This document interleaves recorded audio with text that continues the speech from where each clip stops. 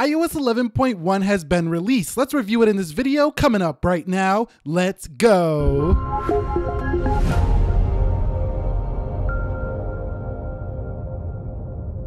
So what is up, guys? Nick here, helping you to master your technology, and iOS 11.1 has been released. Now this is a dot release, so this is a pretty big release prior to the announcement of the iPhone 10 that it should be launching here, and I'll have it on the channel later this week. You should see that you do get plenty of new emojis here and bug fixes with iOS 11.1. I'm testing it here on the Apple iPhone 8 Space Gray. You can see right here, if you learn more, there's plenty to go through. We're going to cover it here in this video.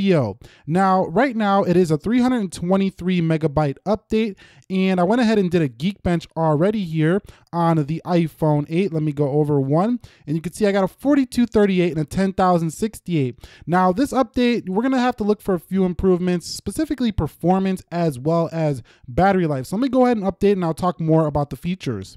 So here's the long part. I just hit the download and install, and you can see it's 1:03 p.m. I'll be back when it's done. Let's see how long it actually takes. Now this does depend on your Wi-Fi network, how long it actually takes to download and install. But while we are waiting for it to install, we can take a look at how much space I do have on this iPhone, 52.98 gigabytes. We're gonna have to see if that improves when we get on the new version. All right, guys, so it says your iPhone has been updated to iOS 11.1. You can see it's now 1:22 p.m. So it took a little under 20 minutes to do this update on an iPhone 8. Depending on your connection, I would say 15 to 30 minutes on this download.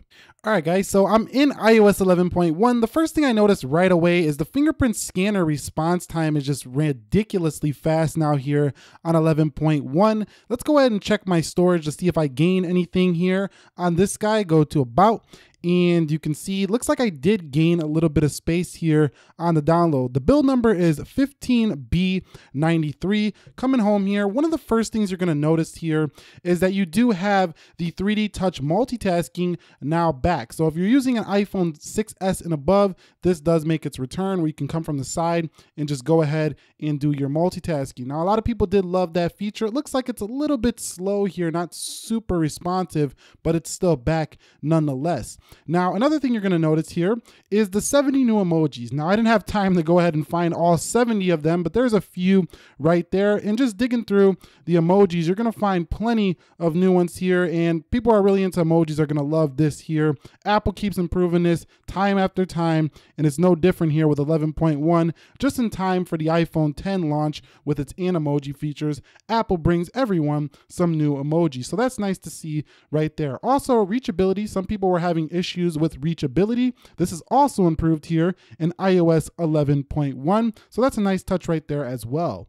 So some people are also having blurry photo issues when it comes to their Apple Photos. This is also improved here. In addition to that, screenshot performance has been improved on this iOS 11.1, where some people were having performance issues when they did take a screenshot here in iOS 11. So 11.1 does fix that as well. In addition to that, if you have been using your iPhone a lot for GPS accessories, so what that means is like third-party stuff that connects with your GPS on your phone, that was improved as well here on iOS 11.1. And I haven't had a chance to test this further. I'm actually doing this live with you guys on camera, this review, so I'm gonna have to look into the battery life and give you updates later on as we get into the newer versions of this 11.1, even maybe 11.2. I'll keep you guys updated here on this battery, maybe throw a tweet out or something like that. But I can tell you I've been testing the beta, and the beta battery life on iOS 11.1 was definitely looking improved. So I don't think it's gonna be any different here on the official. Another reason you might wanna do this update is anytime you get an iOS update, you do get security improvements. So there's a few security improvements here as well. It's a little bit smoother than the prior versions here of iOS 11. Not too much of a difference you can notice on the iPhone 8, but I'm going to be looking out for that little glitch and frame rate drop that I've been getting all throughout iOS 11. I'll let you guys know. I'll report back later on that one here. But should you guys update it? I think you definitely should. It's not that big of an update in terms of the space it takes up, but it's a big update in terms of the fluidity improvements, the bringing back features that who knows why Apple decided to remove them, like the 3D touch multitasking, for example. And also, I think that it will add a little bit more smoothness to your iPhone experience. Let's go ahead and test the Geekbench now to see if my Geekbench has improved here on 11.1. Let me go ahead and hit CPU here, and I'm gonna run this benchmark and see if it's got any better. It's already amazing here on the iPhone 8, but let's see if it got a little bit better. Okay guys, so I got a 4239 on the single core here and a 10144 on the multi-core, so definitely an improvement in Geekbench as well. It's looking pretty good here for iOS 11.1.